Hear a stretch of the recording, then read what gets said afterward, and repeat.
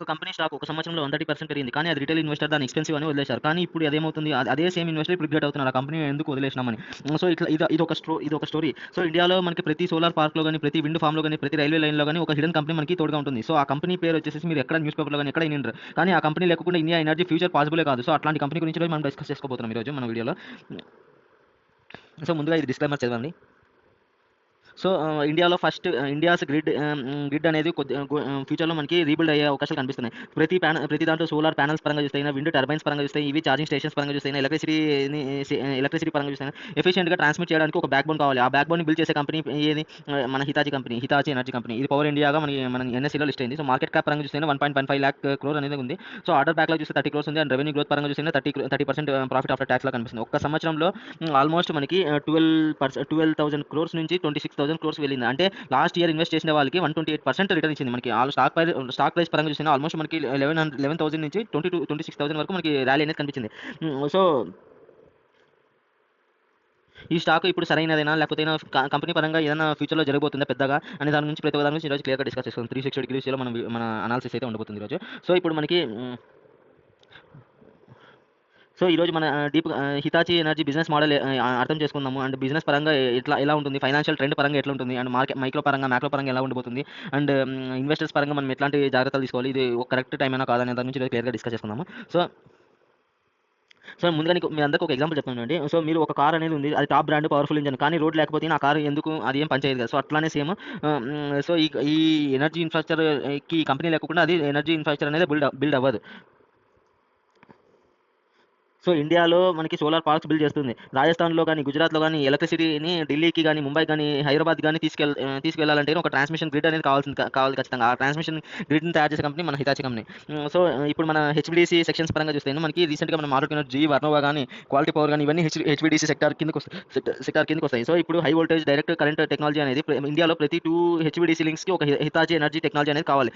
Run అవుతుంది. So, 50% మనకి market share అనేది ఈ కంపెనీకి వస్తుంది. సో, ఇది ఒక బేసిక్ మోనోపోలీ స్టాక్ అని కూడా చెప్పుకోవచ్చు మనం. సో, ఒక హిడెన్ డేటా అనేది మనకి ఇక్కడ నడుస్తుంది. సో, ఇప్పుడు మనకు రాజస్థాన్‌లో ఒక రెన్యూవబుల్ ఎనర్జీ జోన్ నుంచి ఉత్తరప్రదేశ్‌కి మనకి ట్రాన్స్‌మిట్ అవ్వాలంటే 600 మెగావాట్ కరెంటు ప్లస్ 950 కిలోమీటర్స్‌కి మనకి లింక్స్ యూజ్ చేసినప్పుడు 60 మిలియన్ హౌస్ హోల్డ్స్‌కి అనేది పవర్ సప్లై ఈజీగా చేస్తుంది. కానీ కాంట్రాక్ట్ పరంగా చూస్తే Hitachi energy plus BHEL consumption చేసుకునేసేసి ఒక ప్రాజెక్ట్ స్కేల్ చేసేసి అది డిప్లాయ్ చేస్తారు బేసిక్‌గా. సో, ఇప్పుడు ట్రాన్స్‌ఫార్మర్స్ బిజినెస్ పరంగా చూస్తే సో, ఇక్కడ ట్రాన్స్‌ఫార్మర్ బిజినెస్ అనేది ఒక మేజర్ సెగ్మెంట్ ఈ కంపెనీకి. సో, మనకి పవర్ ట్రాన్స్‌మిషన్ గాని, తర్వాత ఇక్కడ వీళ్ళు బేసిక్‌గా 5 టైప్స్ ఆఫ్ మ్యానుఫ్యాక్చరింగ్ ప్లాంట్స్ ఉన్నాయి ఇండియాలో వీళ్ళకి. సో, 4-5 సంవత్సరాల్లో 2 కోట్ల వరకు ఇన్వెస్ట్ చేస్తుంది అని చెప్పి తెలుస్తుంది. అండ్ కెపాసిటీ పరంగా ఎక్స్‌పాండ్ చేసుకున్నారు. అండ్ రైల్వే పరంగా చూస్తే రైల్వేలో మనకి వందే భారత్ ట్రైన్స్ గాని, హై స్పీడ్ కారిడార్స్ గాని, హిటాచీ ఎనర్జీ ట్రాక్షన్ ట్రాన్స్‌ఫార్మర్స్ గాని, సో, ఇవన్నీ 2.5 లాక్స్ క్రోర్స్ అనేది రైల్వే పరంగా స్పెండింగ్ జరుగుతుంది. అండ్ గ్రిడ్ ఆటోమేషన్ పరంగా చూసినా సాఫ్ట్‌వేర్ లెడ్ బిజినెస్ గాని, అండ్ స్మార్ట్ గ్రిడ్ గాని, ఎస్‌సిడి సిస్టమ్స్ గాని ఒక్కసారి ఇన్‌స్టాల్ అయిన తర్వాత కస్టమర్స్ అనేది స్విచ్ అవ్వరు. ఎందుకంటే దీనికి ఈ హై స్విచ్చింగ్ కాస్ట్ అనేది చాలా ఎక్కువ అవుతుంది. సో, ఈ ఏరియాలో మనం మోట్ చాలా ఎక్కువ ఉందని చెప్పుకోవచ్చు. ఇప్పుడు మోట్ పరంగా చూసుకుంటే సో, హెచ్‌విడిసి టెక్నాలజీ ఎడ్జ్ ఒకటి ఉంది. అండ్ 75 ఇయర్స్ అనేది ఈ ఇండియాలో 75 ఇయర్స్ నుంచి ఉంది. ఒక లార్జ్ క్యాప్ కంపెనీ. అండ్ గ్లోబల్‌గా హిటాచీ గ్రూప్ పరంగా చూస్తే ఒక బ్యాక్‌బోన్ లాగా ఉంది మనకి ఎనర్జీ సెగ్మెంట్‌లో. అండ్ లోకల్ మ్యానుఫ్యాక్చరింగ్ ప్రకారం చూస్తే high switching cost, software business ఇవన్నీ ఎక్కువ కాంపిటేటివ్ ఎడ్జ్ లాగా కనిపిస్తున్నాయి.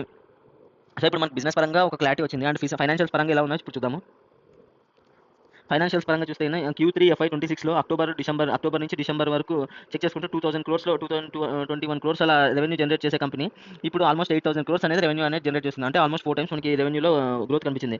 సో, ఇప్పుడు గ్రోత్ CAGR పరంగా చూస్తే ఆల్మోస్ట్ 13% CAGR మనకి ఇయర్ గ్రోత్ కనిపిస్తుంది. అండ్ ఆర్డర్ బుక్ పరంగా 30 క్రోర్స్ ఆర్డర్ బుక్ ఉంది. అండ్ ప్యాట్ పరంగా చూస్తే ఆల్మోస్ట్ వీళ్ళు జనరేట్ చేసే రెవెన్యూలో ఒక క్వార్టర్‌లో రూ. 2,000 కోట్లు మనకి వీళ్ళు రెవెన్యూ జనరేట్ చేస్తే దాంట్లో 300 క్రోర్స్ వరకు వీళ్ళు ప్రాఫిట్స్ అనేది తీసుకున్నారు. మార్జిన్స్ అనేది చాలా తక్కువున్నాయి. ఫ్యూచర్‌లో పెరిగే అవకాశాలు కూడా ఉంది. సో, రీసెంట్‌గా నేను అబ్జర్వ్ చేసిన దాని ప్రకారంగా 1 ఇయర్‌లోనే ఆల్మోస్ట్ సింగిల్ డిజిట్ నుంచి డబుల్ డిజిట్‌కి మారిపోయినాయి. సో, దాని గురించి ఇప్పుడు డిస్కస్ చేసుకుందాము. సో, షేర్ హోల్డింగ్ ప్యాటర్న్ ప్రకారం చూస్తే ప్రమోటర్స్ 71% హోల్డ్ చేసినారు. FIS 7%, DIS 10%, retailers 10.7%. So, major brokerage positive buy rating ఇచ్చినారు. సో, దాని గురించి ఇప్పుడు కొద్దిసేపు మాట్లాడుకుందాం. అండ్ PE పరంగా చూస్తే చాలా హై వాల్యుయేషన్స్‌లో ట్రేడ్ అవుతుంది ఇది. అండ్ ఇండస్ట్రీ యావరేజ్ PE 30 PEలో నడుస్తుంటే ఇది మాత్రం 140 PEలో నడుస్తుంది. అండ్ మార్కెట్ క్యాప్ పరంగా చూస్తే లార్జ్ క్యాప్ కంపెనీలా కనిపిస్తుంది. అండ్ 52 వీక్స్ పరంగా చూస్తే అనలిస్ట్ ప్రకారంగా చూస్తే 20% అప్సైడ్ పొటెన్షియల్ ఉందని చెప్పి కనిపిస్తుంది. సో, ఇప్పుడు మనం హానెస్ట్‌గా మనకి రిస్క్ పరంగా మాట్లాడుకుంటే మనకి మ్యాక్రో ఆపర్చునిటీ అనే పరంగా చూస్తే ఇండియాలో 2027 నాటికి 4.75 క్రోర్స్ అనేది టీ&డి ఇన్ఫ్రాస్ట్రక్చర్ ఇన్వెస్ట్మెంట్ అనేది కావాలి. సో గోల్డ్‌మ్యాన్ సాచ్ అనాలిసిస్ ప్రకారంగా చూస్తే ట్రాన్స్మిషన్ క్యాపెక్స్ అనేది రాబోయే కాలంలో 20 సంవత్సరాలు 1.7 ట్రిలియన్ గ్లోబల్‌గా ఎనర్జీ ట్రాన్స్మిషన్ అనేది స్పెండ్ అవుతుందని చెప్తున్నారు. సో మనకి ఈయూ, ఇండియా పరంగా చూస్తే మనకు క్లీన్ ఎనర్జీ కొలాబరేషన్ అనేది స్ట్రెంథెన్ అవుతుంది. అండ్ గ్రీన్ హైడ్రోజన్ ఆపర్చునిటీస్ పెరిగిపోతున్నాయి. అండ్ హెచ్‌వీడీసీ ప్రాజెక్ట్స్ పైప్‌లైన్‌లో ఉన్నాయి. సో ఇప్పటికే 2 మేజర్ ప్రాజెక్ట్స్ అనేది చేస్తుంది. హితాచి, బీహెచ్ఈఎల్‌తో కలిపేసేసి. సో రీసెంట్‌గా ఆర్డర్ కూడా విన్ అయినారు వీళ్ళు. సో వీళ్ళు కాంపిటెన్స్ పరంగా చూస్తే గ్లోబల్ సంస్థలు వీళ్ళందరూ సిమెన్స్, ఏబీబీ, జీఈ, టీ&డి, బీహెచ్ఈఎల్, తోషిబా. సో రిస్క్ పరంగా పీఈ వాల్యుయేషన్స్ చాలా హెవీగా ఉన్నాయి. అండ్ 30,000 క్రోర్స్ అనేది ఆర్డర్ బ్యాక్‌లాగ్ ఉంది. కానీ ఇది ఎగ్జిక్యూట్ చేయడం అనేది అంత ఈజీ కాదు. సో సప్లై చైన్ అనేది చాలా ఇష్యూ వచ్చే అవకాశాలు కనిపిస్తున్నాయి. డెలివరీ అనేది చాలా ఇంపార్టెంట్ ఈ కంపెనీకి.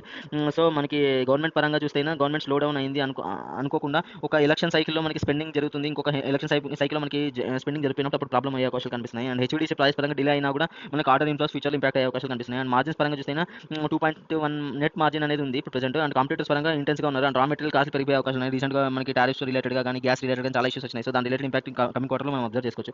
సో ఆల్మోస్ట్ ఎంటైర్‌గా మనకి ఇండియా పరంగా చూస్తే టీ&డి అనేది మనకి గ్లోబల్ డైవర్సిఫికేషన్‌గా ఏం లేదు. ఓన్లీ మీ కాన్సంట్రేషన్ అంతా సేమ్ సెక్టార్స్ మీదనే కనిపిస్తుంది. హెచ్‌వీడీసీ, ట్రాన్స్‌ఫార్మర్స్, గ్రిడ్ అండ్ రైల్వే ఒకటి మేజర్ బిజినెస్ వర్టికల్ అని చెప్పుకోవచ్చు. అండ్ నెక్స్ట్ ఫ్యూచర్ పరంగా చూస్తే హెచ్‌వీడీసీ పైప్‌లైన్ అనేది ఇంకా 2 మోర్ ప్రాజెక్ట్స్ వీళ్ళు చేసే అవకాశం కనిపిస్తున్నాయి ఫ్యూచర్‌లో. అండ్ నెక్స్ట్ 12 మంత్స్‌లో. అండ్ ఇక్కడ నుంచి ఆర్డర్ విజిబిలిటీ ఇంకా 30,000 క్రోర్స్ అనేది మనం ఫ్యూచర్‌లో కనిపించేలాగా ఉంది. నెక్స్ట్ అడ్వాంటేజ్ ఏంటంటే ఫ్యూచర్ పరంగా వీళ్ళకి రైల్వే నుంచి ఆల్మోస్ట్ 2.5 లాక్స్ క్రోర్స్ అనేది నెట్వర్క్ అప్‌గ్రేడ్ అవుతుంది. సో ట్రాన్సాక్షన్ అండ్ ట్రాన్స్‌ఫార్మర్స్ గాని, సో హితాచి అనేది ఈ సెగ్మెంట్ డైరెక్ట్ బెనిఫిట్ లాగా కనిపిస్తుంది. అండ్ రెన్యూవబుల్ సెగ్మెంట్ థీమ్‌లో చూస్తే సో ఇక్కడ గ్రీన్ హైడ్రోజన్ గాని, క్లీన్ ఎనర్జీ గాని, టెక్నాలజీ ఎక్స్‌చేంజ్ గాని వీటన్నిటికి ఇది కావాల్సిందే. సో సోలార్ గాని, విండ్ గాని ఇక్కడంతా గ్రిడ్ అనేది మనకి ఖచ్చితంగా ఉండాల్సిందే. సో ఇది ఒక మోనోపోలీ స్టాక్ లాగా ఇక్కడ కనిపిస్తుంది ఈ ఏరియాలో. అండ్ మార్జిన్స్ పరంగా చూస్తే మేనేజ్మెంట్ స్వయంగా చెప్పింది. ఆల్మోస్ట్ 10% ఎబిటా అనేది మేము ఫ్యూచర్ క్వార్టర్స్‌లో మేము అచీవ్ చేస్తామని చెప్పి. అండ్ క్లీన్ ఎనర్జీ పరంగా వీళ్ళు అడుగులేస్తున్నారు. అండ్ లాంగ్ టర్మ్ గోల్ ప్రకారం చూస్తే 3 to 5 ఇయర్స్‌లో మనకి ఆర్డర్ బ్యాక్‌లాగ్ ఎలా డెలివర్ చేస్తుందని మనం అబ్జర్వ్ చేసుకోవాలి. అండ్ మార్జిన్స్ అనేది కొద్దిగా ఇంప్రూవ్ అయితే ఇంకా బెటర్. ప్రీవియస్ క్వార్టర్స్‌తో కంపేర్ చేస్తే ఇప్పుడు కొద్దిగా బెటర్‌గానే ఉంది. అండ్ పీఈ అనేది చాలా హైగా కనిపిస్తుంది. అండ్ స్మార్ట్ ఇన్వెస్టర్స్ కూడా దీంట్లో బయింగ్ అయితే చాలా ఎక్కువ చేస్తున్నారు. సో ఇక్కడ ఈరోజు స్టాక్ ప్రైస్ పరంగా చూస్తే మనకి స్టాక్ ప్రైస్ ఇక్కడ పీ పరంగా చూస్తే ఇండస్ట్రీలోనే హైయెస్ట్ పీలో నడుస్తుంది ఇక్కడ. మార్జిన్స్ అనేది రీసెంట్‌గా ఇంప్రూవ్ చేసుకున్నారు. సో అలానే ఇంప్రూవ్ అయితే బెటర్‌గా ఉంటుంది. 20-25% మార్జిన్స్ పెరిగినాయంటే మనకి ఇక్కడ ప్యాట్ పెరుగుతుంది. అప్పుడు ఈపీఎస్ ఆటోమేటిక్‌గా పెరిగిపోతుంది. సో మనకి ఈ ఈ మార్జిన్స్ అనేది ఇప్పుడు మేజర్. సో ఎందుకంటే మోనోపోలిక్ స్టాక్ కాబట్టి ఇంకొద్దిగా మార్జిన్స్ అనేది మనం యాంటిసిపేట్ చేసుకోవచ్చు ఈ సెగ్మెంట్‌లో. అండ్ క్యాష్ ఫ్లోస్ పరంగా చూస్తే క్యాష్ ఫ్లోస్ ఒక క్వార్టర్‌లో వీళ్ళు కొద్దిగా రీసెంట్ క్వార్టర్స్ నుంచి కొద్దిగా క్యాష్ ఫ్లో సైకిల్ అనేది పాజిటివ్‌గా కనిపిస్తుంది. అండ్ ప్రమోటర్స్ పరంగా చూస్తే ప్రమోటర్స్ స్ట్రైక్ కొద్దిగా డైల్యూట్ చేసినారు. అండ్ ఏం ప్రాబ్లమ్ ఏం లేదు. ఎఫ్ఐఎస్సీ పెంచుకున్నారు, డీఐఎస్సీ పెంచుకున్నారు. తర్వాత పబ్లిక్ పరంగా చూస్తే 12% నుంచి వీళ్ళు 10% తగ్గించుకున్నారు. సో ఇది ఒక మంచిదని చెప్పొచ్చు. ఈ సెగ్మెంట్‌లో వీళ్ళ వర్క్ బిజినెస్ అయితే ఉంది. Transmission, data centre, railway and metro, renewables. So ఈ సెగ్మెంట్ నుంచి వీళ్ళకి బిజినెస్ అయితే నడుస్తుంది. సో ఇవన్నీ నెక్స్ట్ డికేడ్ థీమ్స్. ఫ్యూచర్‌లో ఎవరికైతే గ్రోత్ ఈ ఇండియా ఎనర్జీ సెగ్మెంట్ పరంగా గ్రోత్ యాంటిసిపేట్ చేస్తారో ఈ కంపెనీ అనేది ఒక మంచి కేస్ స్టడీ లాగా మారిపోతుంది. సో అనాలిసిస్ చేయడానికి. సో వీళ్ళకి గూగుల్ ఒక వైజాగ్‌లో ఒక ఆఫీస్ కూడా ఏర్పాటు చేయడం అయితే జరిగింది. అండ్ ఇక్కడ వీళ్ళు స్టార్ట్ చేసిన ప్లాన్స్ పరంగా చూస్తే ఇవే. ఇంతేనండి మా వీడియో. మా వీడియోకి నచ్చినట్లయితే లైక్ చేసి, షేర్ చేసి, సబ్స్క్రైబ్ చేసుకోండి. Thank you. జై హింద్.